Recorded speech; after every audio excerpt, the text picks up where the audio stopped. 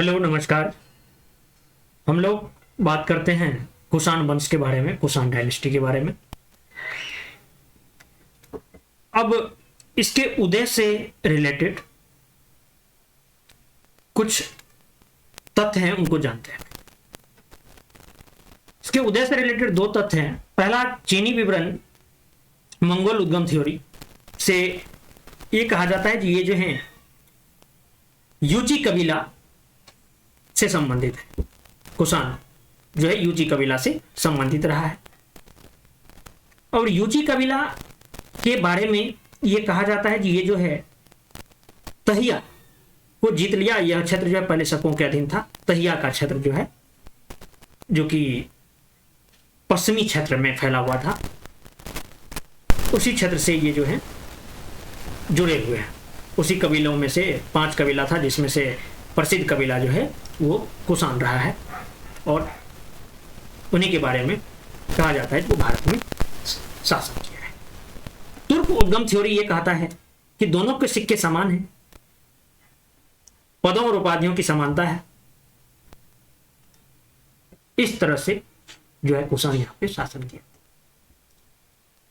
ठीक है, लेकिन देखिए अब जो भी रहा हो, लेकिन धीरे मेंस में अगर आप वैसे बुक को अगर दे पढ़िएगा, एनसीईआरटी में भी जिक्र है, लेकिन कुछ ज्यादा मतलब आपको क्लियरिटी नहीं हो पाता है उन चीजों को लेकर, ये क्या थे क्या नहीं थे। इसलिए अपने टू द पॉइंट बात करते हैं एग्जाम पॉइंट से। यूची जो है खाना बदोश थे और आधुनिक चीजों के सीमांत प्रदेशों में रहते थे। यूची कबीला द्वितीय शताब्दी ईस्वी पूर्व में यूची कबीला और हिंगनू, इन दोनों में युद्ध होता है प्याला को लेकर। ये सब कहानी है भाई। लेकिन यूची राजा की विधवा के नेतृत्व में यूची ने हिंगनू के सामने आत्मसमर्पण करने से इनकार कर देता है और इनकार जो कर देता है तो ये नए चारागाह की खोज में पश्चिम की ओर जाते हैं। अब कहा यह जाता है जो कुषाणों ने पार्थियन शासन का अंत कर स्वयं की सत्ता स्थापित की और उन्हें यूची या तोचेरियन यानी तोखारी भी कहा जाता है और उनका मूल निवास स्थान चीन की सीमा पर स्थित चीनी तुर्किस्तान था और वही लोग थे। स्टोरी भी कुछ ऐसा ही है। यूची राजा जो है विधवा के नेतृत्व में यूची ने हिंगनू के सामने आत्मसमर्पण करने से जो है इनकार कर देता है। अब इनकार जो कर दिया भाई, तो फिर तो मामला जाएगा ही युद्ध पे। नए चारागाह की खोज में ये पश्चिम की ओर जाते हैं। पश्चिम की ओर जाने पर ऊसुन जाति से इसका युद्ध हो जाता है। 6 से 10 लाख की सेना के साथ, और ये जो है इली नदी के तट पर था। ऊसुन जाति में जो है इनके पुत्र ऊसुन और हिंगनू, ये दो रहते हैं ऊसुन कबीला के। और यूची कबीला जो है वहां पे यही कहा जाता है कि ऊसुन जाति से ही उद्भव हुआ है और यहां पे जो है तिब्बत की सीमा में लघु यूची और पश्चिम की ओर जो है जाने पर जो है ये महान यूची हो जाते हैं। अब ऊसुन प्लस हिंगनू के मध्य जो है युद्ध यूची से होता है।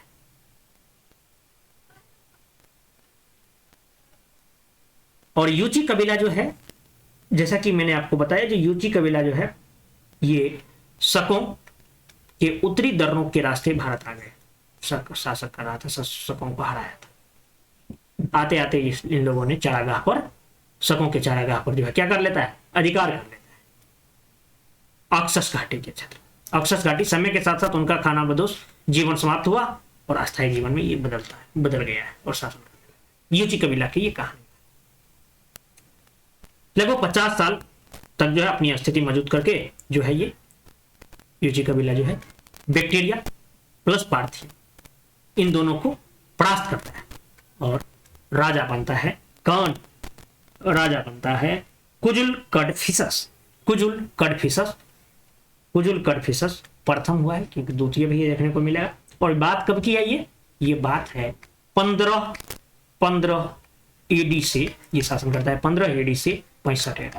ये भी आपको ध्यान रखना। कुजुल कड़फिसस, अब ये क्या क्या कारनामे किए हैं, उसी से ज्यादा सवाल पूछा जाता है। कुजुल कड़फिसस जो है प्रथम भारत में कुषाण वंश की स्थापना जो है कुजुल कड़फिसस ने की है, और इसे कड़फिसेस प्रथम के नाम से भी जाना जाता है। कड़फिसेस प्रथम के नाम से भी जाना। चीनी इतिहासकार पानपू के ग्रंथ हाउ हानसू, एक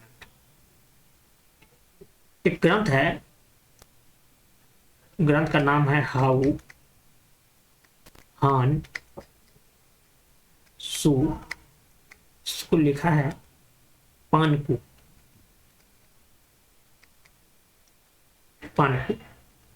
इस ग्रंथ में जो है इसके सिक्के को आधार से यह पता चलता है कि उसने जो है पार्थियन पर आक्रमण कर किपिन और काबुल पर जो है अधिकार कर लेता है, ऐसा बात कहा गया है। और ये जो तांबे का सिक्का चला कुजुल कड़फिसस, और इसका क्षेत्र जो है ईरान, पूर्वाध का राजा था ये ईरान टाइम पे, और बैक्टीरिया और पार्थियों को हरा करके सिंधु झेलम तक अपने राज्य को फैलाता है। तांबा के सिक्का में था ये, इसमें हेड और टेल दो था। तो हेड और टेल में क्या था, हेड में ये था जो ईरानी शासक हर्मियस, यूनानी लिपि में लिखा हुआ था। कुजुल कड़फिसस जो है टेल पे कुजुल कड़फिसस प्रथम फर्स्ट लिपि में लिखा हुआ। उसने रोमन सिक्कों पर नकल करके तांबे के सिक्के चलाए। उसके सिक्कों पर धर्म थीटस तथा धर्म थित उत्कीर्ण है। धर्म थीटस और धर्म थित उत्कीर्ण है। और इसी के आधार पर जो है विद्वानों का मत है कि उसने बौद्ध धर्म ग्रहण कर लिया था। ठीक है, ये रही बात कुजुल कड़फिसस की। कड़फिसस द्वितीय, या जिसे कि बीम कड़फिसेस भी कहते हैं, यह शासन करता है 65 ईस्वी से 78 एडी तक। कब तक? 65 से 78 एडी। बीम कड़फिसस भारत में कुषाण शक्ति का वास्तविक संस्थापक भी माना जाता है, क्योंकि उसने सिंधु नदी पार करके तक्षशिला और पंजाब पर अधिकार किया। ठीक है, ईरान सिंधु झेलम को पार करके जो है ये पंजाब पर अधिकार कर लेता है। एक तरफ कड़फिसस द्वितीय अपना साम्राज्य विस्तार कर रहा था, और दूसरी तरफ जो है चीनी राजा जिनका नाम था पांचाओ अपना साम्राज्य विस्तार करते हुए रोमन साम्राज्य की सीमाओं तक पहुंच गया था।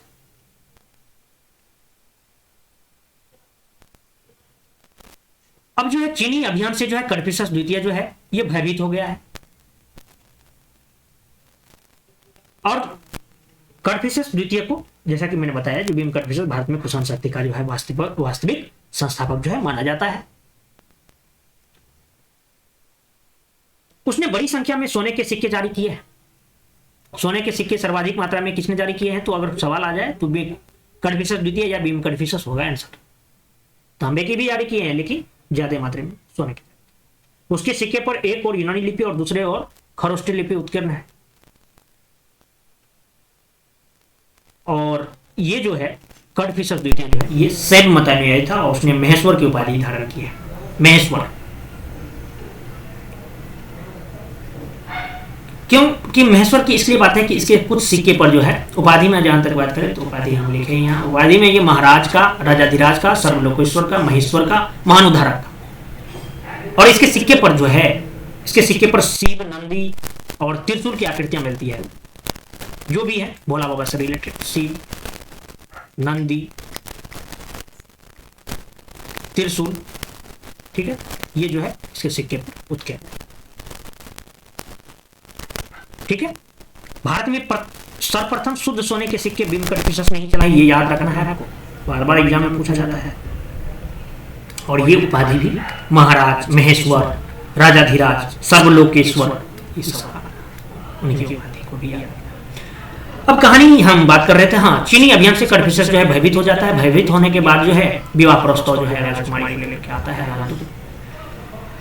कन्फ्यूशियस द्वितीय जो है विवाह प्रस्ताव भेजता है, राजदूत को जो है गिरफ्तार कर लेता है।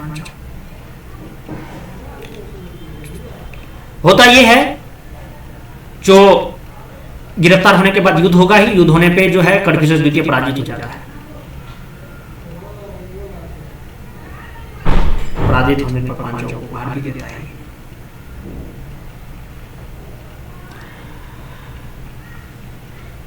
तो ज्यादा कहा जाता है सस्ता पड़ रहा है, लेकिन ज्यादा जो आप कहिएगा जो बहुत ज्यादा ये मतलब शक्तिशाली शासक है तो भी नहीं कर सकते हैं। पांचाल में फैला रहा था। सिक्कों पर अंकित चित्र की बात कर दिया मैंने। नंदी बैल का, शिवलिंग का, त्रिशूल का, शैव धर्म का प्रमाण मिलता है, इसलिए शैव धर्मनाई कहा गया है। क्लियर बात। अब मेन जो शासक है कनिष्क की बात हम लोग को करते हैं। सवाल भी इससे बहुत ज्यादा पूछा जाता है, इसलिए इसके बारे में जानना जरूरी है। कनिष्क कुषाण वंश का महानतम शासक था। कुषाण वंश का महानतम शासक था ये, और उसने 78 ईस्वी में अपना राजरोहण किया तथा इसके उपलक्ष्य में शक संवत्सर है। 78 ईस्वी में शक संवत्सर। इसे वर्तमान में भारत सरकार द्वारा जो है प्रयोग में लाया जाता है। ध्यान रखिएगा इन चीजों को वर्तमान में, और वर्तमान की चीजें अगर है तो पक्का है जो उसको उलट पुलट के पूछा जाता है, ध्यान रखिएगा। और यह जो है चैत्र के 22 मार्च या 21 मार्च से प्रारंभ होता है, ये भी ध्यान रखिएगा। चैत्र में, चैत्र हिंदी महीना का मास है, सबको मालूम ही होगा शायद। और 22 मार्च या 21 मार्च से प्रारंभ होता है। रोमन सम्राट की भांति कनिष्क ने जो है कैसर या सीजर की उपाधि धारण करता है। कैसर और सीजर की उपाधि धारण करता है, और शकों की भांति जो है छत्रप शासन व्यवस्था लागू करता है। इसका युद्ध जो है पांचाल से होता है, पहले पराजित होता है लेकिन बाद में ये जीत जाता है। ध्यान रखिएगा इन चीजों का। आपको मालूम होगा जब मैंने बौद्ध धर्म के बारे में बताया तो चतुर्थ बौद्ध संगति समिति जो है कुंडलवन कश्मीर में 500 भिक्षुओं के साथ जो हुआ था वो इन्हीं के टाइम में हुआ था, और इसमें हुआ था तीनों पिटकों पर टीकाओं की रचना की गई थी। पुस्तक महाविभास में इस वर्णन है बौद्ध दर्शन पर सबसे महान पुस्तक है ये महाविभास। बौद्ध धर्म का महाकोश या विश्वकोश भी कहा जाता है। कनिष्क की प्रथम राजधानी पेशावर पुरुषपुर और दूसरी राजधानी मथुरा थी। कनिष्क ने कश्मीर को जीतकर वहां कनिष्कपुर नामक नगर भी बसाया है। खैर हम लोग बात करते हैं थोड़ा बौद्ध धर्म की बात। बौद्ध धर्म में पुराना रूप हीनयान, नया रूप महायान हुआ है। बुद्ध की पूजा चिन्ह हीनयान को लेकर के चलता है। सत्कर्मों पर बल है, पाली भाषा का प्रयोग होता है। महायान में मूर्ति पूजा हो रहा है। बुद्ध प्लस बोधिसत्वों की पूजा की जाती है। संस्कृत को ज्यादा बढ़ावा दिया जाता है भाषा में। कनिष्क ने अपने बौद्ध विहारों, चैत्यों और स्तूपों का निर्माण करवाया। पुरुषपुर स्तूप उसके समय की जो है पुरुषपुर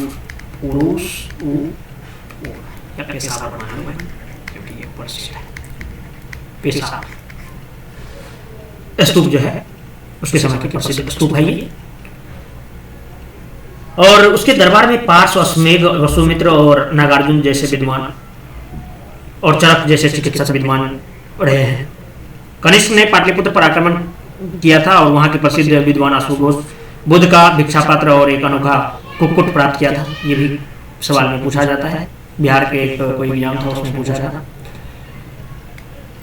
ठीक है। महान स्थान बोगड़ा में पाई गई सोने की मुद्रा पर कनिष्क की एक खड़ी मूर्ति अंकित है। खड़ी हम कला की थोड़ा बात कर लेते हैं, उसी में सब आ जाएगा। ठीक है। कनिष्क को द्वितीय अशोक भी कहा जाता है, ये भी ध्यान रखिएगा। अब देखिए कला की शैलियों में विकास हुआ है गांधार कला शैली और मथुरा कला शैली। गांधार कला शैली जो है इंडो ग्रीक शैली बोलते हैं इसको। ग्रीक में इसको बुद्धिस्ट शैली भी बोला जाता है।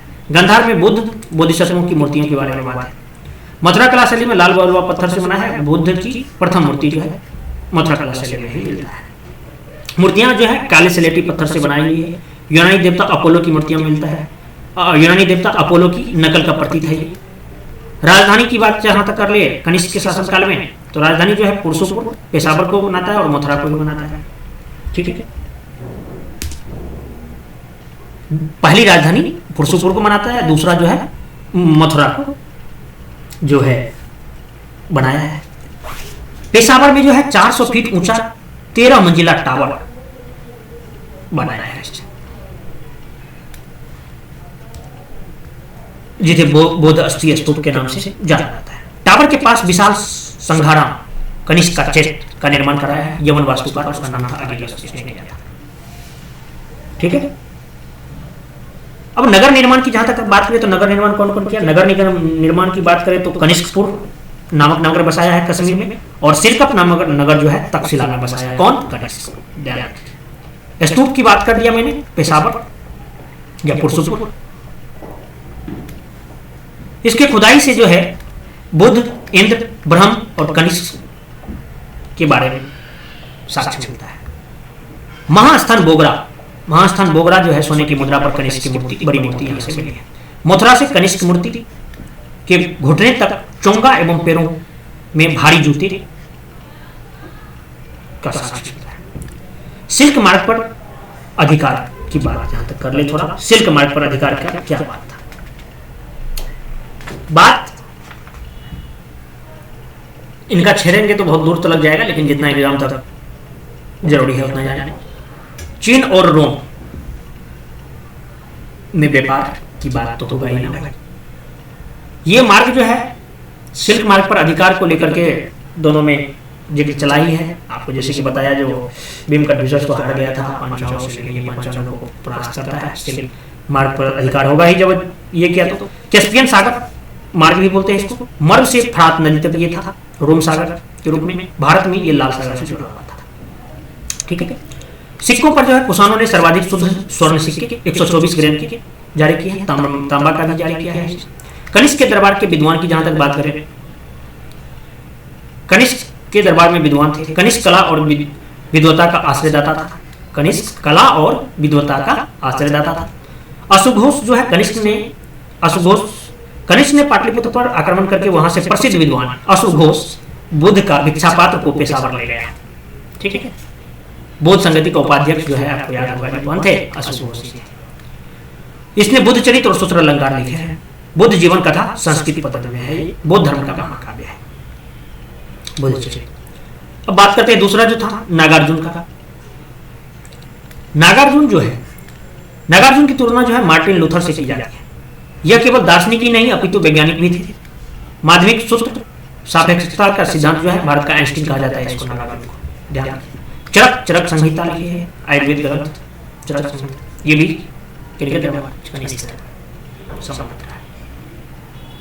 मंथर बुद्धिमान राजनीतिक थे। ये कनिष्क का मंत्री था मंथर। ध्यान रखिए, सवाल पूछा गया है। कनिष्क एक महान विजयी ही नहीं अपितु महान प्रशासक भी था। उसके राज्य में एक भी विद्रोह नहीं हुआ है, ये चीज ध्यान रखिएगा। कनिष्क बौद्ध धर्म के को प्रचार प्रसार किया है जापान में, चीन में, तिब्बत। इसे अशोक द्वितीय भी कहा जाता है। अशोक द्वितीय किसको? कनिष्क को द्वितीय अशोक कहा जाता है। कनिष्क द्वारा जारी किए गए एक तांबे के सिक्के पर उसे बलि वेदी पर बलि देते दिखाया गया है, ये भी ध्यान रखिएगा। ठीक है। हुविस की बात करते हैं। कनिष्क का उत्तराधिकारी था जिसका नाम था हुविस। इसका युद्ध जो होता है रुद्रदामन से होता है। रुद्रदामन से युद्ध होता है। ठीक है।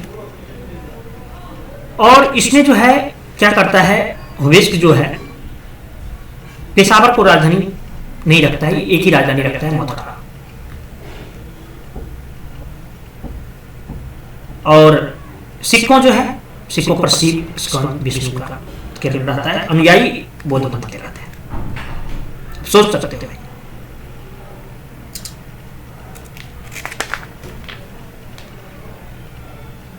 कनिष्क के जो हैं यानी उत्तराधिकारी में जहां तक बात करें, सबसे अंतिम जो है यानी कुषाण वंश का अंतिम शासक जो है वो वासुदेव रहते हैं। और इसकी मुद्रा पर नंदी और शिव की को उत्कीर्ण किया गया है। शैव या वैष्णव मत इसी से पता चलता है, ये शैव या वैष्णव मत है। लेकिन आपने देखा क्या देखा, हुविस के बारे में बौद्ध मत यही था और विष्णु का चित्र था। तो ये तो जो आ रहा है बुक में, जो इतिहासकार बता रहे हैं उसी को मानिए। कुषाण शासकों को देवपुत्र कहा गया है। कुषाणों में मृत शासकों की मूर्तियों मंदिरों में रखा जाता था। नियमित रूप से सोने के सिक्के चला है, लेकिन यहाँ पे कुषाण काल में भारत में द्वैत शासन की प्रथा थी। ठीक है, अब हम लोग बात कर लेते हैं जो जितना भी आप मौर्य के बारे में, जैसे मौर्यकालीन शासन व्यवस्था पढ़े थे, उसी टाइप से हम लोग मौर्योत्तरकालीन व्यवस्था पढ़ेंगे। Post Mauryan system, post Mauryan system. ठीक है, मौर्योत्तरकालीन शासन व्यवस्था। प्रशासन की जहां तक बात करें, मौर्योत्तरकालीन व्यवस्था की प्रशासनिक एडमिनिस्ट्रेटिव सिस्टम की बात अगर हम करें, तो इस काल में विकेंद्रीकरण की प्रवृत्तियों पर नियंत्रण के लिए राजतंत्र में दैवीय तत्वों को समाविष्ट करने की प्रवृत्ति आई गई। इसलिए राजाओं ने देवपुत्र की उपाधि धारण की।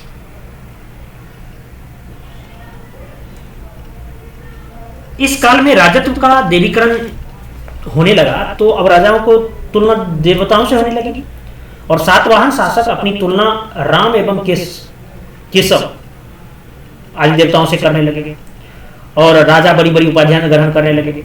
अगर आप देखें तो कुषाण शासकों ने महाराज अधिराज देवपुत्र की उपाधि ली। इसके पीछे कारण यही था कि सब कुषाण जो थे विदेशी मुल्क के थे, और इन सब प्रक्रियाओं द्वारा वे अपने शासन को वैध स्वीकृति दिलाना चाहते थे। तो ये सब बात है। मृत राजाओं की मूर्तियां जो है मंदिरों में रखे जाते थे। मृत राजाओं की मूर्ति। सातवाहन शासक में ब्राह्मण और बौद्ध भिक्षु करमुक्त भूमि दी जाती थी सातवाहन शासकों के द्वारा, जिसका साक्ष्य कहां से मिलता है? भूमिदान का प्रथम अभिलेखीय प्रमाण जो है नाना घाट अभिलेख से मिलता है। ध्यान रखें, शक और पार्थियन का संयुक्त शासन रहा है। कनिष्क जो है द्वैत शासन किया है। सर्वप्रथम अंतरराष्ट्रीय साम्राज्य की स्थापना जो है कनिष्क ने किया है। सातवाहन शासक में राजा की सहायता के लिए अमात्य नामक पदाधिकारियों का एक वर्ग होता था। सातवाहन साम्राज्य को अनेक विभागों में बांटा गया था, जिन्हें की आहार कहा जाता था, जो कि एक निगम तथा कई गांवों में विभाजित था। प्रत्येक आहार का शासन एक अमात्य के अधीन होता था।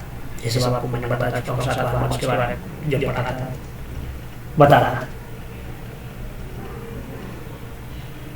भूमि अनुदान प्रथा भी केंद्रीकृत व्यवस्था को कमजोर करने में एक सहायक कारक बनी। प्रशासन में एक चीज और आपको ध्यान रखना है, जो एक मातृसत्तात्मक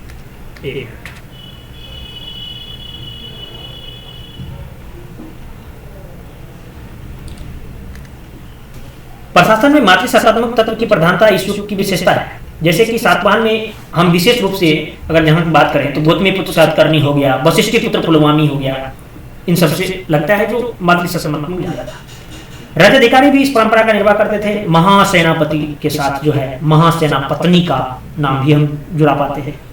सातवाहनों में हम मौर्य प्रशासन की भांति ही जिला प्रशासन स्तर को आहार विषय के नाम से जानते थे, या पढ़ चुके हैं अच्छे से सातवाहन शासन में जहां ग्रामीण प्रशासन को गोलमिक के हाथ में रहता था, वहीं कुषाण शासन में ग्रामों का शासन गर्मिक के द्वारा संचालित होता है।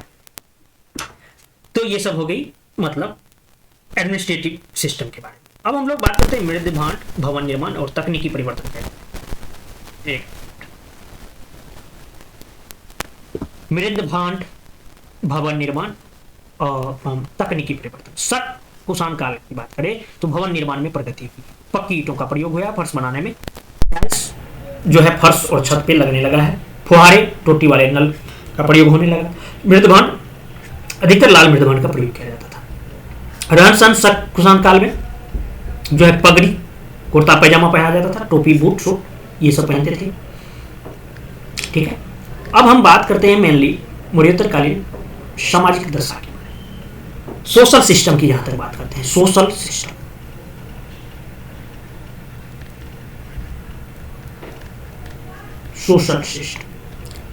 सोशल सिस्टम में जो बात करेंगे तो इस काल में जो है समाज को प्रभावित करने वाले दो महत्वपूर्ण कारक दिखाई पड़ते हैं। वे हैं भारतीय समाज में बड़ी संख्या में विदेशी तत्वों का प्रवेश और बड़ी संख्या में जनजातीय तत्वों का आत्मसातीकरण।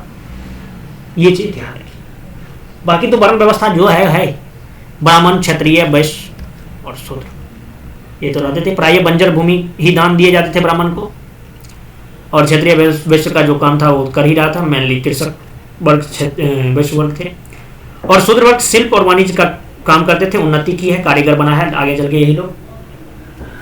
और इस काल में बड़ी संख्या में विदेशी तत्वों का आगमन हो रहा था, और ये विदेशी तत्व शासक वर्ग से संबंधित थे। दूसरे भूमि अनुदान के साथ जो है जनजातीय क्षेत्र में सभ्यता का विस्तार भी हो रहा था, जिसके कारण जो जनजातीय जनसंख्या जो है कृषक जनसंख्या में ढल रही थी। साथ ही उन्हें जो है वर्ण व्यवस्था में भी शामिल किया जा रहा था। ये सभी मतलब अचीवमेंट ही कहिए।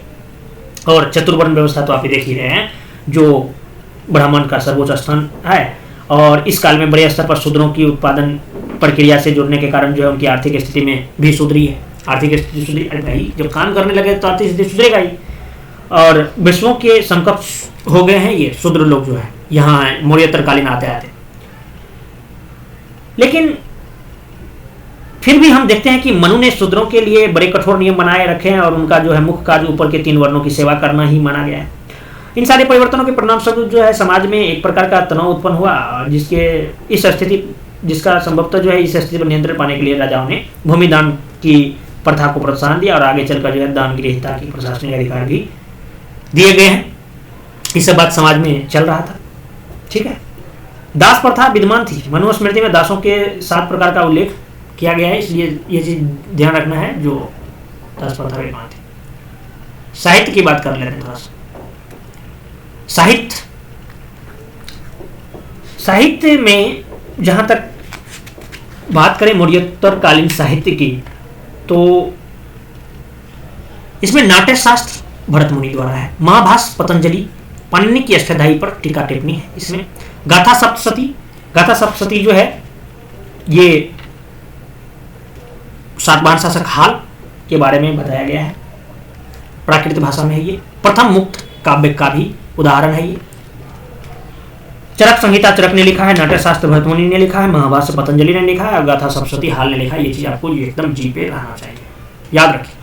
कामसूत्र वात्सायन मनुस्मृति जो है 2 BC से 2 AD तक मनु ने लिखा है। बुद्ध चरित अशोक घोष के द्वारा लिखा गया है। सुंदरानंद अशोक घोष के द्वारा, बुद्ध के सौतेले भाई आनंद थे।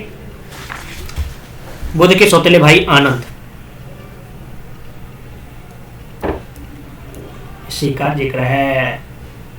आगे स्वप्नवास दत्ता भास ने लिखा है, वत्सराज उदयन प्लस वास दत्ता की प्रेम कथा है। इसमें नोट करने वाली बात यह है जो भास को ही सर्वप्रथम संस्कृत में नाटक लिखने का श्रेय प्राप्त है। बृहत कथा कोश गुणाढ़ है। पैसाची प्राकृत 1 लाख पदों का संग्रह है। कातंत्र संस्कृत व्याकरण पर आधारित सर्ववर्मन। इस काल में साहित्यिक रचना में संस्कृत भाषा का प्रचलन अधिक था, ये ध्यान में रखना है, क्योंकि पतंजलि ने महाभाष्य की रचना की, जो कि उनकी प्रवृत्ति व्याकरणाचार्य पाणिनि की प्रसिद्ध रचना अष्टाध्यायी पर टीका है। आर्थिक दशा की जहां तक बात कर लें, इकोनॉमिक कंडीशन पर, तो मेनली अर्थव्यवस्था पे क्या कृषक ही थे। लेकिन देखिए क्या है, भारतीय इतिहास का स्वर्ण काल कहा गया इसको, मौर्योत्तर काल भारतीय इतिहास का स्वर्ण काल, क्योंकि शिल्प वाणिज्य सिक्के बंदरगाह और प्रचलन आ गया। सातवाहन प्लस कुषाण जो है ये भूमिदान खूब मात्रा में किया है, इसका वजह भी आपको बताया। अक्षय निधि प्रणाली चल रहा था, भू राजस्व का स्थायी दान करता था ये। भूमि माप की इकाई यहीं से आता है। भूमि माप की इकाई, भूमि माप की इकाई में जो है एकड़ अभी भी चल रहा है, आप लोग जानते हैं। लेकिन उस टाइम जो था एक यूनिट था, ये यूनिट जो है भूमि माप की इकाई में निवर्तन जो है ये 1.5 एकड़ को कहते थे। कुत्याला, करीस, ये सब यूनिट था। प्रति भूमि को अपराध कहा जाता था, खिल भी कहा जाता था। भूमि छिद्र न्याय, अवनिरुद्ध न्याय, ये सब भी कहा गया है। देखिए एक चीज ध्यान रखिएगा, जो इस काल में जो है विभिन्न प्रकार के फसल का उत्पादन होता था। दक्कन में कपास की खेती और सातवाहनों के अधीन गोदावरी और कृष्णा नदी के बीच धान की खेती होती थी, ऐसा भी साक्ष्य। दक्षिण पश्चिम समुद्र तटीय क्षेत्रों में मसालों की खेती होती थी, और वहीं कोंकण क्षेत्र से जो है नारियल के उत्पादन की सूचना मिलती है, जो कि अभी भी चल ही रहा है भाई। इसके अलावा मोटे अनाज व विभिन्न प्रकार के दालों की भी खेती होती थी इन क्षेत्रों में। और इस काल में एक ग्रंथ गाथा सप्तशती में सिंचाई के लिए जो है अर्घट, ये भी ध्यान रखिए, अर्घट का प्रयोग का भी सूचना मिलती है। अर्घट गाथा सप्तशती। दीर्घ निकाय में 24 प्रकार के व्यवसाय के बारे में जी जो है सूचना मिलती है। महावस्तु में 36 प्रकार के व्यवसाय के बारे में, और मिलिंद पर्व में 75 प्रकार के व्यवसाय के बारे में सूचना मिलती है। 9 शिल्प हैं। 9 शिल्प कौन? सोना, चांदी, सीसा, टीन, पीतल, लोहा, रत्न, तांबा, शिल्प। ठीक है, ये सभी मौर्योत्तरकालीन शिल्प है। करीमनगर और नलकोंडा से हथियारों के अलावा तराजू की डंडी, मोट वाले फावड़े, कुल्हाड़ियां, हासियां, फाल, उस्तरा आदि की भी सूचना मिलती है। नए क्षेत्रों को जो है आबाद करने के लिए भूमि पर निजी स्वामित्व को प्रोत्साहन दिया गया, तो जिसमें कि मनु संहिता में यह कहा गया है कि भूमि उसकी होती है जो उसकी घास फूस को साफ करता है और उसे आबाद करता है। मनु संहिता में ये बात कहा गया है। तो है ही भाई, चल रहा था धीरे धीरे इस चीज पे गवर्नमेंट कर रहा है काम, सही है। अच्छा, उसके बाद जो है मौर्योत्तरकालीन में कपड़ा बनाने, रेशम बुनने और वस्त्रों की भी सूचना मिलती है। वस्त्र उद्योग का केंद्र जो है साटक मथुरा था। ठीक है, आइए तिरुचिरापल्ली, उरैयूर और अरिकमेडू ये तमिलनाडु के हैं। सभी जगह ईंटों का बना हुआ रंगाई का होज का साक्ष्य मिला है। विदेशी व्यापार की बात कर लेते हैं, क्योंकि विदेशी व्यापार में आपने देखा जो कैसे जो है बिमकट फिशर का क्या योगदान हुआ, कैसे हार गया था, लेकिन बाद में पांचालों को कैसे पराजित किया है। विदेशी व्यापार की बात करें तो रोम के लोग जो है मुख्यतः मसालों, मलमल, मोती, रत्न, मानिक, लोहे की वस्तुएं, बर्तन, हाथी दांत क्या आयात किया करता था। सवाल पूछा गया है इसलिए रट लेना है। बदले में भारत शराब के दोहत्ये, कलय और मिट्टी के अन्य प्रकार के पात्र भेजते थे। रोम जो है भारतीय गोल मिर्च को प्रिय, बहुत प्रिय था उसके लिए, इसलिए उसको यवन प्रिय कहा गया है। प्लिनी ने कहा है जो रोम का स्वर्ण भंडार लुटता जा रहा है, इसका मतलब समझ सकते हैं। रोम का स्वर्ण भंडार जो है लुटता जा रहा है। उसी सोने की चिड़िया हिस्ट्री में पढ़िएगा, आधुनिक भारत में जो कैसे चला गया। ठीक है, अभी आ रहा है, प्राचीन में आ रहा है, लेकिन कुछ टाइम में हिस्ट्री में पढ़ेंगे जाए कैसे गया। ठीक है, तो ये मौर्योत्तरकालीन जो है आर्थिक व्यवस्था में आपने देखा कि नगरीकरण की प्रक्रिया को भी पर्याप्त गति मिला है। इसमें इन सारी चीज़ों को लगभग में मुझे लग रहा है जो मौर्योत्तरकालीन चीज़ें को सारे डिटेल में अपना लोग पढ़ लिए हैं। एक चीज बात ये है जो कुषाण साम्राज्य में जो है, कुषाण किधर गया भाई,